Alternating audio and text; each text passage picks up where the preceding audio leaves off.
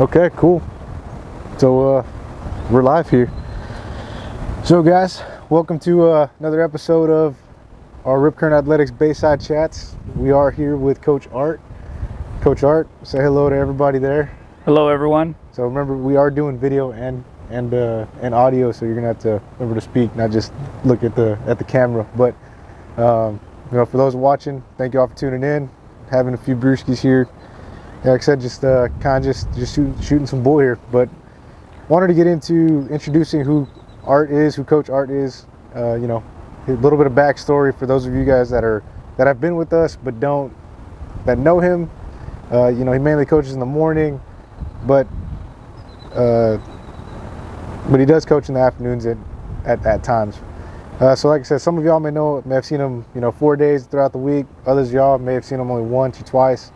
So that's why I want to give a little introduction. So Art, give us a little background into who you are and kind of what you did before coaching. All right, thanks Andrew. So I'm Art. I did 20 years in the Marine Corps. I moved out of here back in 1993, the end of 1993, joined the Marines, did 20 years, did a bunch of fun stuff in my mind. But in 2013, I decided to retire. Retired in Schertz, Texas. Lived up there and worked in Austin for about a year. Then decided to move back home, be closer to friends and family where I grew up, and just relax. Well, I kind of fell in a rut of just being at home and hanging out. Being retired, I kind of wanted to take in retirement as everybody says, enjoy your retirement. So I was just hanging out, skating sometimes, hanging out with friends, going out to eat, catching up with old friends and family. And then I ran into Andrew at one of the local watering holes and told me to come into Rip Current. This is when we were still an affiliate. Yeah. And went in there about a month later, started working out, and the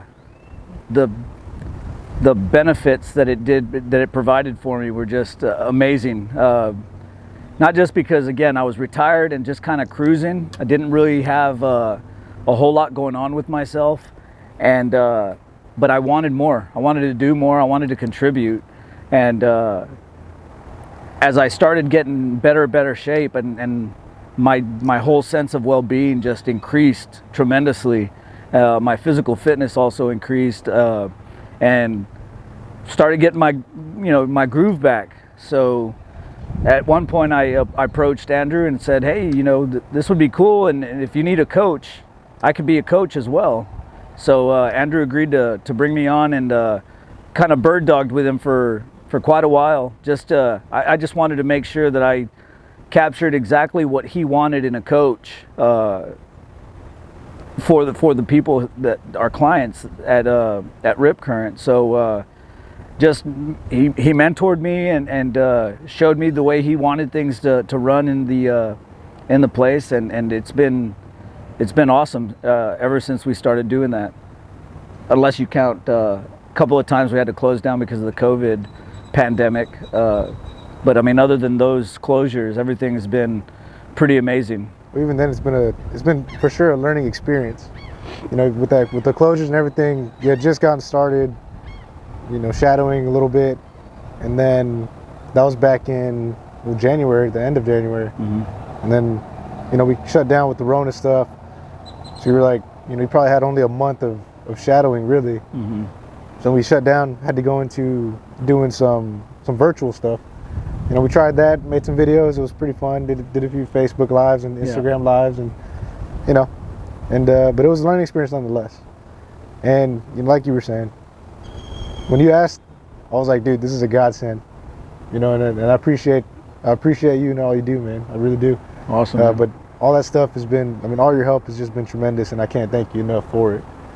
It's been my pleasure, man. But everybody, it really has. From the feedback we've gotten from everybody enjoys having you as a coach, man. And a lot of it comes back to your background of having you've been in the Marines and been a an NCO, a non-commissioned officer.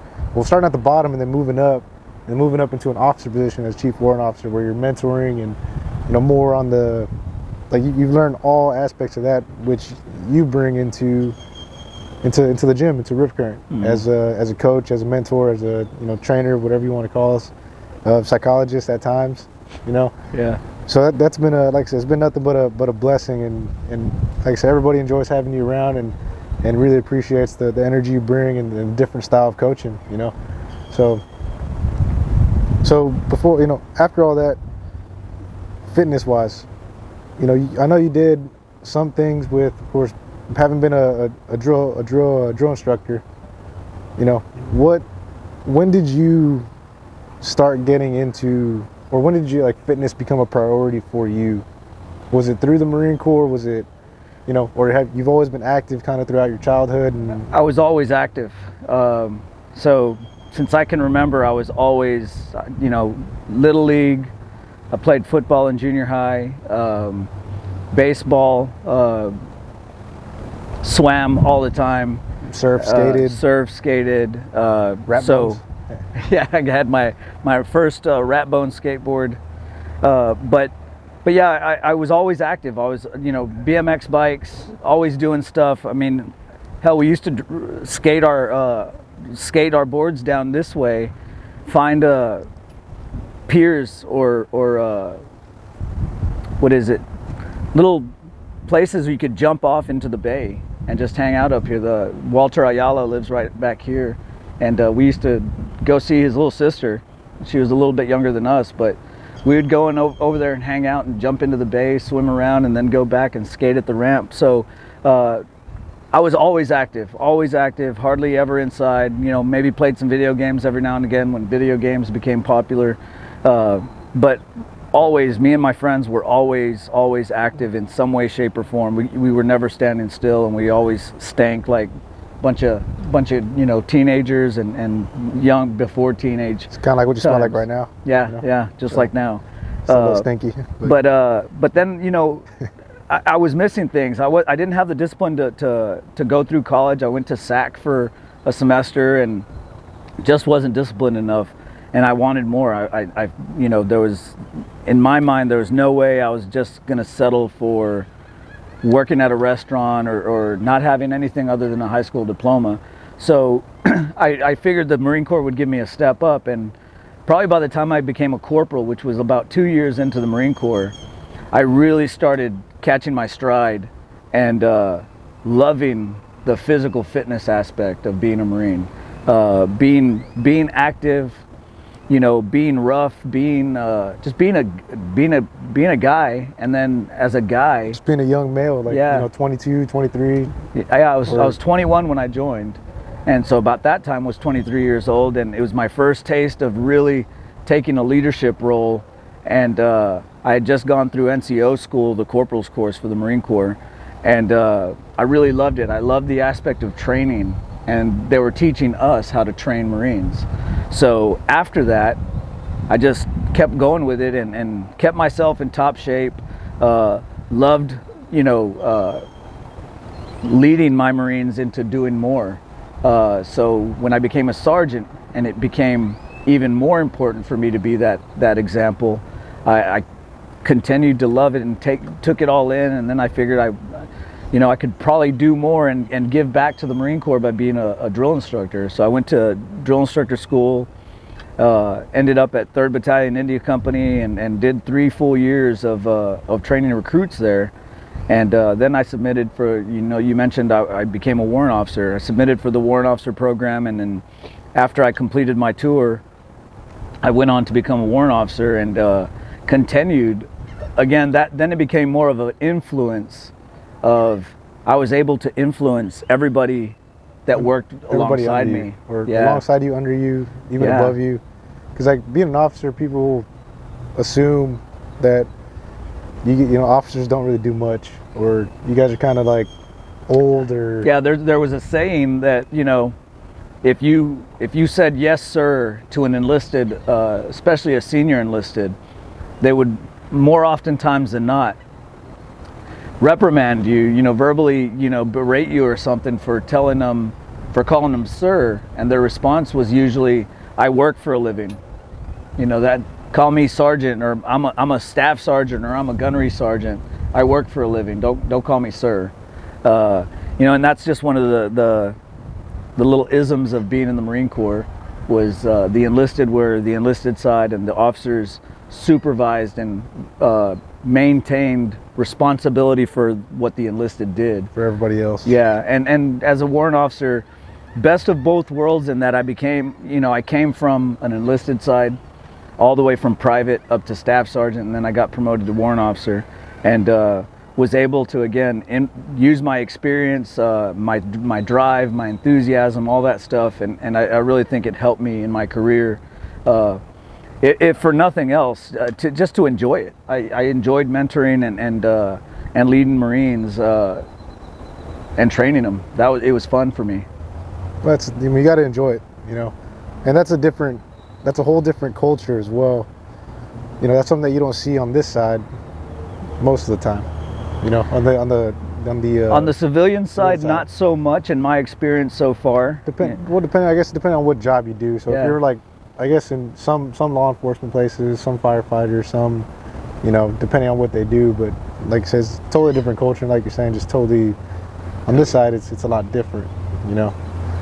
Yeah, I think one of the big reasons why I enjoy coaching at Rip Current is because the people that we have there that come to us, they want to improve themselves.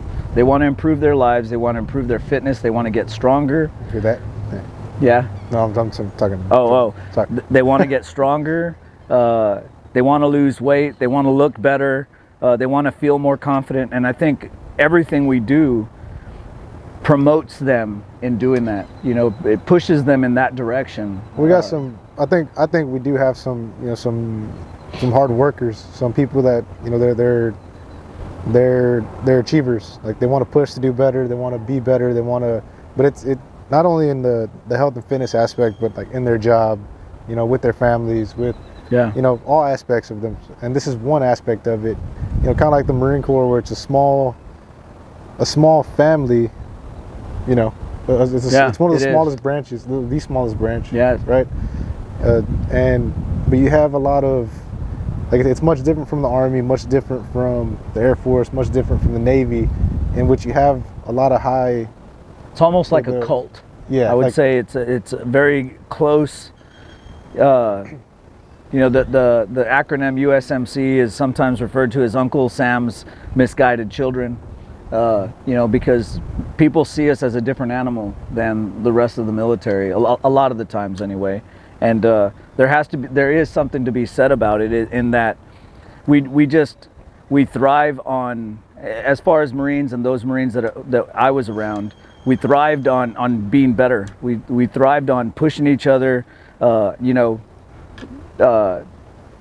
messing with each other to make ourselves be better. Yeah. We didn't want to, you know, settle for mediocre. We wanted to be better, even if it was just on the part of us saying that we were better, not necessarily being better, because, you know, we're all the same. We all wear this, you know, we all bleed red blood, but when you're a Marine, you have this want to be better. So that's what we carry, and that's what all of our clients really want to do. They want to be better. So to me, it's almost the same type of mentality. Is I want to be better, and I think so as well. You know, at least that's the culture that we're trying to foster. You know, that's something that, like I said, that I do believe that our clients and our members, that's something that they portray.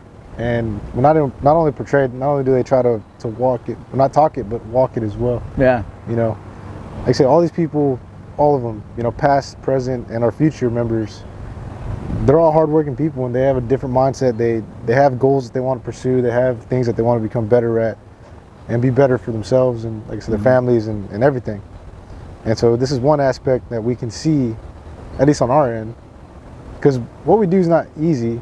No. You know, it's difficult. Challenging. It's challenging. And you have to have a different type of mindset for it, because you will be tired. You will be sore. You will be pushing You will yourself. be uncomfortable. You're going to be uncomfortable. And that's one of those things where it's like you have to be comfortable being uncomfortable. Yeah. You know, like the Marine Corps, it's like everybody's an infantryman before, and you know, you got to go through all your stuff. Well, it's also You in know. the culture that, you know, you and I were raised in. You know, I know your dad. I grew up, your dad was a few years older than me. And the mentality around here for, especially, I'll speak for the Hispanic culture that I was raised in, is do more. You know, put forth be effort, more. be better, do better. I didn't do that in my early life as a teenager. I was in trouble. But, you know, as I grew up, about 16 years old, I knew I needed to change my way of looking at things and quit being so angry. And I started focusing more on trying to improve my life and complete high school, and then go on to continued education. And like I said, I decided to end up joining the Marine Corps, the military, and it worked out really, really well for me. Rewarding. If there's something that I can say about the same thing that Rip Current is providing to me as a coach, is the reward of seeing people happy with their progress. You know, you see a guy come in, or a girl, they come in, they want something. We ask them what they want. We give them, you know, realistic expectations on how they can get there. And all you ask them is to take care of themselves and work when they get there. You know, just keep working, whether pushing. they're maintaining or whether they're gaining, whether speed or strength, or you know, losing weight.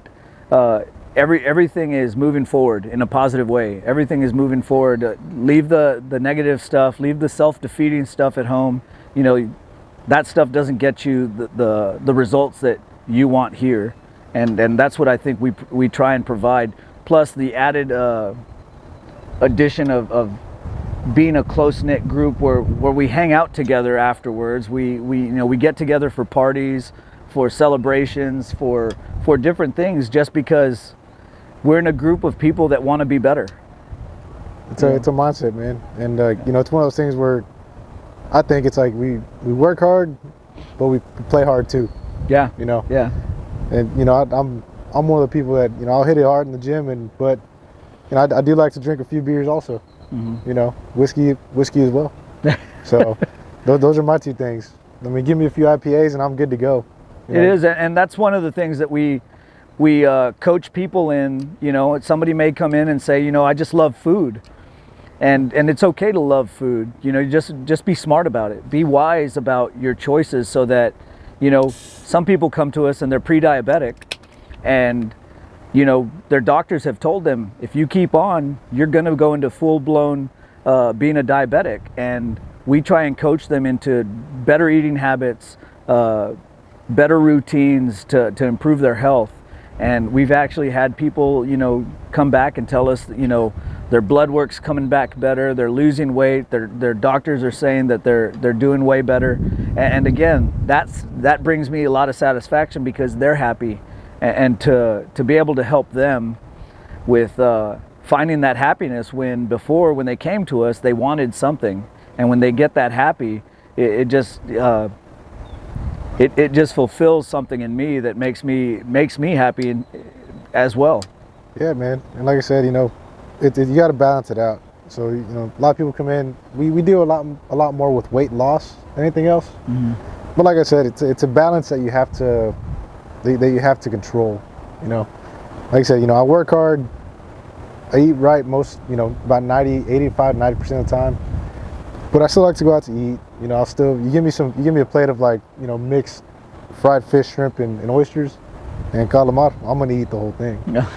Am I eating that every day? No, probably eating that like once every 2 weeks or so. Mm-hmm. And like I said, I like beer.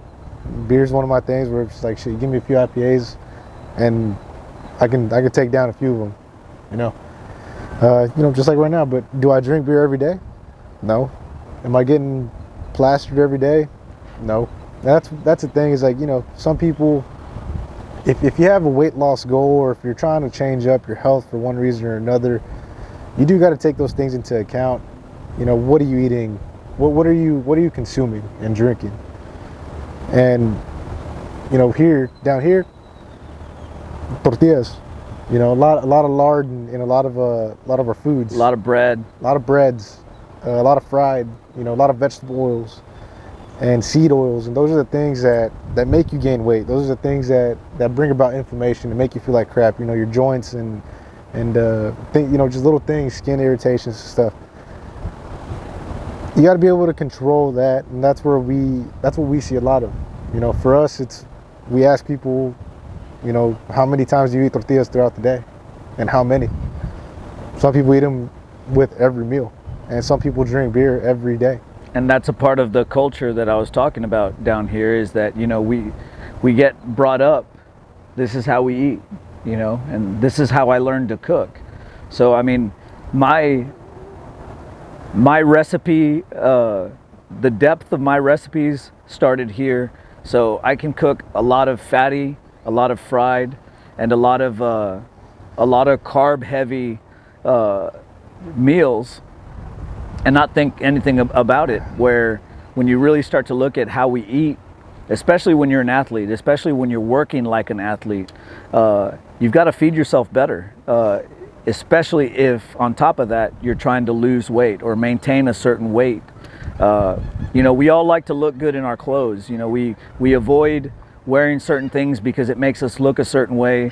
Well, when we start working with people, again, one of the things that they start to notice right away is how their body starts to gain a new shape.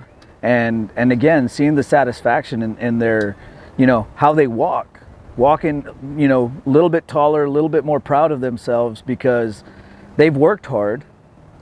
They still do the things that they're doing and enjoying their lives and being active and looking better, feeling better. That self-confidence boost, it's the self-esteem.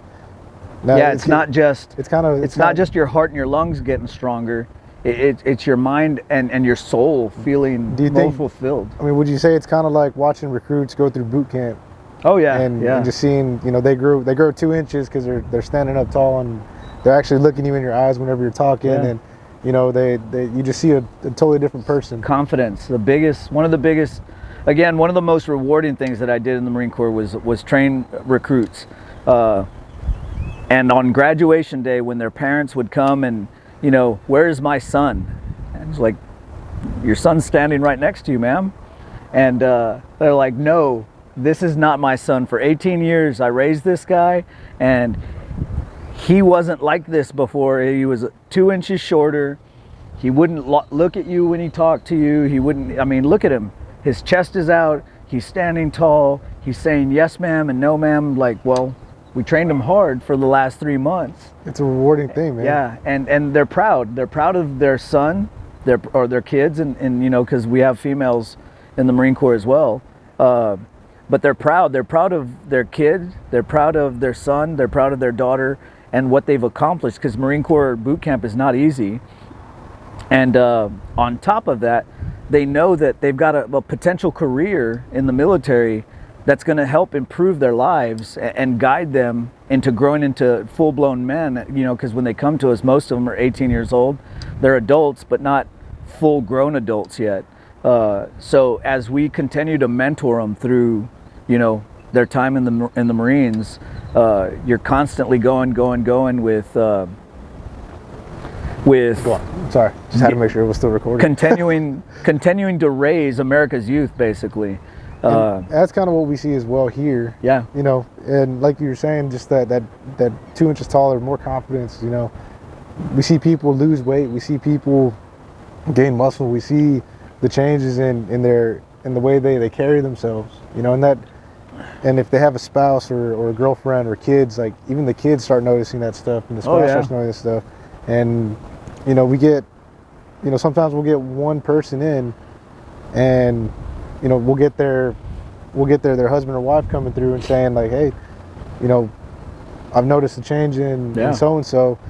It's like there's like a totally different person, like the person that I met before. Because at times you do get complacent, and things happen where it's like, okay, start gaining a little bit of weight, you know, you don't really push yourself to be better. You have kids, things like that, and you know, we take convenience over everything. We're starting to eat out more as opposed to cooking at home, and it's been that way for the last few years. Well, you know, we have one case, or a few cases actually, but you know, one of our friends that started coming to us, I've known him for the last, you know, 5 years, and you know, smoke, drink every weekend, and told him whenever we were opening this place up, it's like, hey man, come on in. He's like, yeah, I'll be there. You know, killing his, like, you know, 13th beer while finishing off his you know, pack of cigarettes, and I'll be there eventually. Okay, you know, unfortunately had some issues there, and you know, made a change. He made a change because he needed an eye opener, and it happened. You know, got in, came out and tried out a class. He's like on the floor, fucking almost about to pass out and throw up, but he pushed himself, and now, you know, here we are 7 months later, and it's, you know, totally different person. You know, totally different person. He cut out smoking, cut back on the drinking, changed up his diet, you know, and that flowed over into his wife and to his kids, and that, it's been a blessing to see that, because it's some, you know, we see the changes, and we see the confidence boost, and this is somebody who, you know, who I've seen grow in these 7 months. You've seen them as well. You've seen them, you know, 3 or 4 times a week, but we've seen them as a family grow, you know. And it's been a beautiful thing, man. And you know, we can attribute that to the culture that we've been trying to build here, and everybody else in class that helps push everybody, you know. And that's another thing too, is that everybody trying something else that they've never tried before. You know, participating in the duathlons, you know, doing the run bike runs, participating in these 10Ks, 5Ks when they've never done anything. You know, buying clothes and wearing clothes that they haven't worn, or getting back into clothes that they've put away in the back of the closet for the last 4 to 5 years because they don't fit into them. Yeah. You know, then that's been a great thing to see. So, yeah, it's just that self-confidence, man. It's a beautiful thing to see, because it transfers over into every single aspect of life. Yeah. You know, and watching that grow, you've seen that grow with hundreds of kids and adults. And even the younger ones, you know, you mentioned how families get involved. You know, we have quite a few members that they come in as a family, and you know, we have some clients that come in and they're like, wow, you know, that I'd love to come, but it's too expensive for me. And we sit there and we talk to them a little bit and find out how much money they're spending on just daily stuff. When you do the math, they're spending a lot of money on self-destructive things that isn't good for their health, but yet they want to keep those things instead of using that money towards a gym membership that is going to guide you. We provide everything for you. You know, hell, we even give you motivation. You know, we give you tips on lifting properly, how to go about going through your workouts, from warming up to stretching to a full-blown workout. And even you know, some people think lifting weights is the whole workout. No, it's not just about lifting weights. We do some running, not a lot of running, but we do running, and it's enough to where if you wanted to do a 5K, you'll do well. You'll surprise yourself, because we don't run that much, but the work that we do helps promote so much, whether it's gymnastics, basketball, baseball, football, swimming. The conditioning that you're going to be in is going to get you probably over half of the people that you'll be competing with. If you're competing, you'll just be a better athlete than they are, because you work so hard at a very diverse way of going at fitness, instead of, oh, I just go to lift weights to get these pretty muscles. Well, we'll get pretty muscles on you, but we also condition your heart, your lungs, you know, your drive to do better. You'll be functional. You'll be able to lift stuff around the house. You know? Yeah. Like in this case, where the freeze, where we lost power, we had one of our members, you know, a little older, but she was able to open up the garage door, and it's a little heavier without that. You know, if you don't have the, I forgot what it's called, but it helps bring the garage door open. Yeah, the automatic garage door opener wasn't working because we had no power. So they had to manually open the garage door, and her husband